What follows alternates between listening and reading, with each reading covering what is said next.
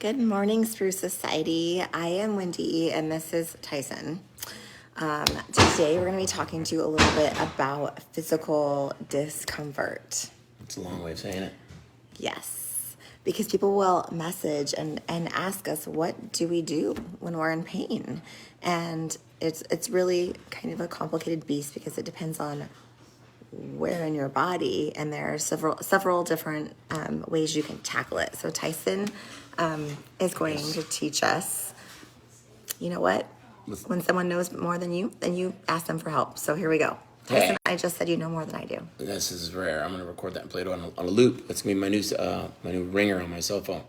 Okay, so when you're talking about pain, you're inevitably talking about inflammation. Inflammation, good short term. Basically, you got infection, you've got a crush injury, a cut, a wound, you got damaged tissue.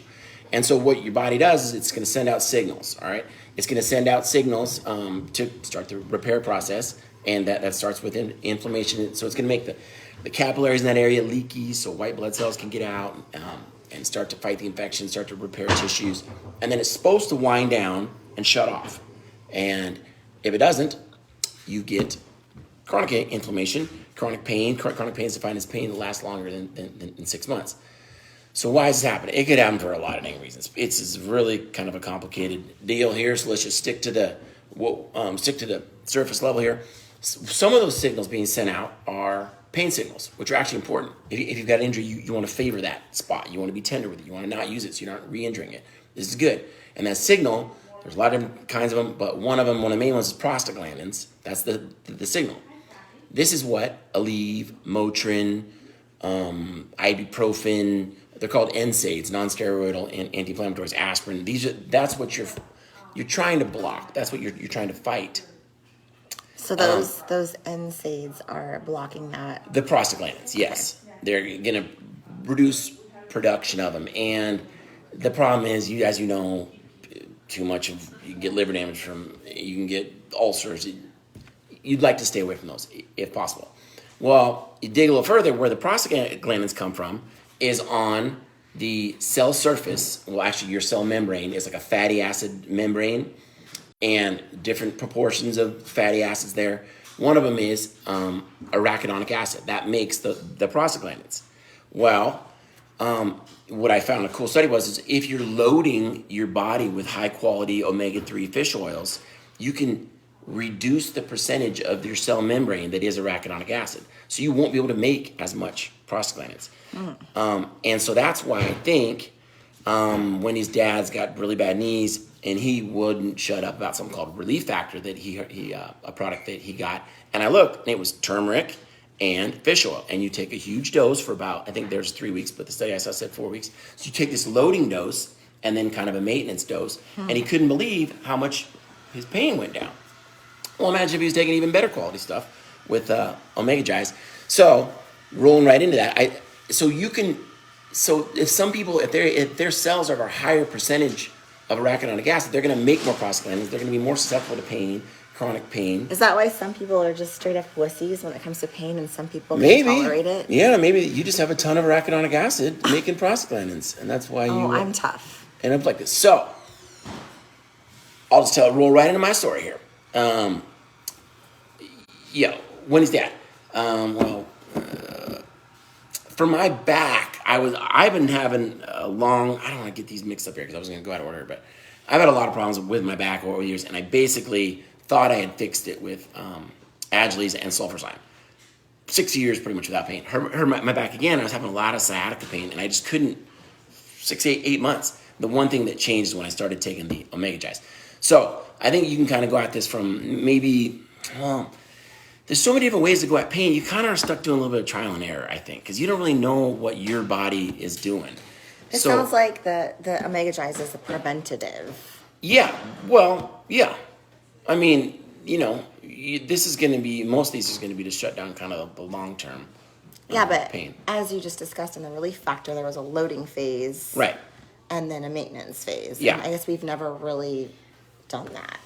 No, I just kind of started taking it, and I probably should have been more deliberate about taking it. But I had one. So I think also, so that could be one way to go at it. If you kind of have chronic pain that you're not sure how to deal with, and it's kind of diffuse, You can start with the golden turmeric tea, which turmeric is another big anti-inflammatory. You want to shut down this inflammation process that isn't really shutting down.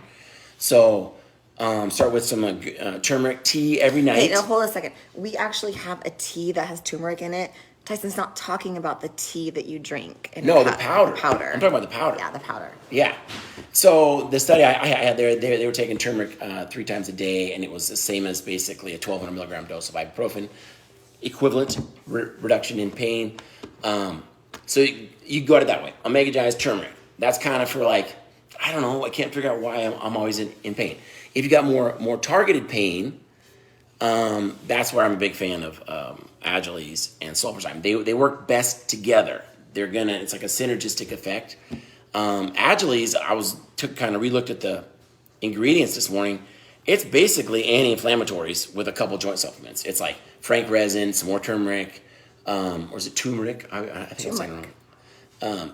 And then, yes, it has type 2 collagen, glucosamine, all the good joint stuff like that, and the hyaluronic acid, which is like the lubricant in your joints. Great. But I think it's just another big anti-inflammatory. So pair those up. All right, that's option 2, sulfurzyme Agiles. Those, though, you got to give them time. I think you got to give at least at least 30 days for any of this stuff. And you might not notice until you stop taking it. And then you'd be like, wait, pain's kind of a nice reminder to take it. You stop taking it and your pain comes back. You might realize it was working when you didn't think it was. So there's option B for pain. And you may have to just cycle through these. You got the good old-fashioned Panaway, which Panaway is actually a pretty smart blend. It's got peppermint, wintergreen. Those are FDA approved as counter irritants, which basically means it causes a little bit of irritation in the area, but now the nerves in the area, they can't send a full, strong pain signal. They have to send half a pain signal and half an irritation signal. So it can kind of dull the pain there, bring circulation, kind of help with the healing. But Panaway also has clove, which is numbing. If you don't believe me, just put it on your gums and it'll be numb in just a second. And then it has helichrysum, which I think is for like a nerve pain. So good start with Panaway there. You may already have some. You're just not using it. Obviously, add a carrier so it lasts longer. But what's interesting is look at the oils that are in CBD. The CBD muscle rub basically has all the Panaway oils and then a couple more anti-inflammatories. But CBD is attacking this whole pain issue from a completely different scenario. We're not doing prostaglandins so much. They're hitting CBD1 receptors in your brain, which receive pain signals, and they're hitting CBD2 receptors out in the body, which are sending out pain signals. Totally different way to attack the same animal. So you might not have any relief from the things we talk about, but CBD is your sugar daddy. It saves the day. For the muscle rub, man, I had a burn on my hand here. Almost had a little scar from that boo-boo. How'd you burn yourself? The oven, taking out a pizza heroically. It hurt, and lavender wasn't helping. I put CBD muscle rub on that sucker, and it ended it. The pain was done. Absolutely silenced it. So my point is, you just got to try different things. You got to hit it from different angles until you find what works, and give it some time. Then if you want to do the CBD drops, I think the CBD drops are also great for pain, but I think the 3 top reasons people take CBD are pain, depression, anxiety. I kind of feel like the drops are a little bit for the latter 2, but sometimes you've kind of got, people got like fibromyalgia and stuff. It's a hard pain to put your finger on. So you just got to be willing to give it some time and try out each one. That's what happens when people go to the doctor. I mean, when one prescription isn't going to respond for everybody. Yep. I don't really want to I got some more stuff on headaches, but we probably can go service to keep it at 10 minutes. So. What do you have to say about headaches, Tyson? Well, there's a lot of different kinds of headaches. You got a lot of different ways to approach each one. You got to figure out what the source is. What part of your head hurts, what makes it worse. I mean, neurologists can't even figure out headaches. It's an enigma. Yeah, if you've got hormonal headaches, maybe Progestin Plus is going to save the day. It actually relaxes blood vessels, especially you put it on your neck. It'll relax those blood vessels in your brain and help you sleep. And if that's the cause of your headache, got it. Stress headaches, got to deal with the stress. Obviously, there's a million ways to deal with that. Lavender, is fantastic for that. You can take it in capsules. I don't know if a lot of people know that. There's great studies about taking lavender in capsules. over the course of like 6 For weeks. headaches? No, for stress. Deal with the stress. Okay. Deal with the headache. But yeah, you already know how to deal with the stress. Neck problems. You know, you got a lot of options that we talked about. CBD, Valor, what? I like a good old CBD massage when my neck is acting up and giving me headaches, migraines, Yeah. because my discs are out of whack. If you got a sinus headache, you'll know because you bend over and you get your head below your heart, and it'll start to feel like it's throbbing. So then you're going to deal with, if you don't, sinus head infections are a whole different thing there. My thing is, thieves kills the bacteria, and the peppermint opens you up so that thieves can get in there, and the RC kind of trucks it all out, or Raven, that eucalyptus is going to move it all And out. Digest is also phenomenal for sinus issues. Yeah, actually, I think that might be because there's some good stuff for like ginger and stuff, but. Dehydration, headaches. Well, now you can drink water, obviously, to get rehydrated, but your body's going to retain it so much better if you add a little bit of the like Vitality Drops or even alkaline or Mega Cal potentially. So yes, and I think you get dehydration headaches like you run up the stairs and your blood is pumping. You'll feel your head. That to me is a dehydration headache. You got to drink a lot. You got to drink a lot more water than you think. If you're not going to at least go drink half a gallon of water in the next 6 hours, you're probably not going to dent it. A couple cool things I found on migraines to consider.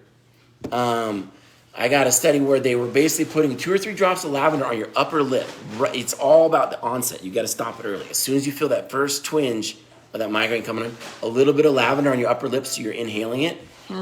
Had a huge effect on reducing the severity and the length of time people had symptoms, and also ginger in a capsule at the onset. If you add ginger in a capsule and lavender on your upper lip, you might be able to wrestle that bad boy down. And then you probably all heard the one about tension headaches. You can basically put peppermint across your forehead. They used rubbing alcohol on a sponge, and they went all across the forehead. What? They put rubbing alcohol on A sponge with peppermint in the study, and they. Why the alcohol? I was wondering the same thing. Maybe I don't really know, to be honest, why they used alcohol. That was what they did in the study, but they went all the way across the forehead and temples with rubbing alcohol and peppermint. And they were comparing that to 1,000 milligrams of Tylenol? Yeah, it was as effective. Wow. Reducing it. Okay. So that was a lot to That was a short version. So I'll have Tyson type this up, and then I'll put it in the description so that you guys can have, some idea of how to tackle pain, which is like a huge topic. So thanks you guys for joining us. We'll talk to you later. Have a great day. Bye. Bye, Tyson.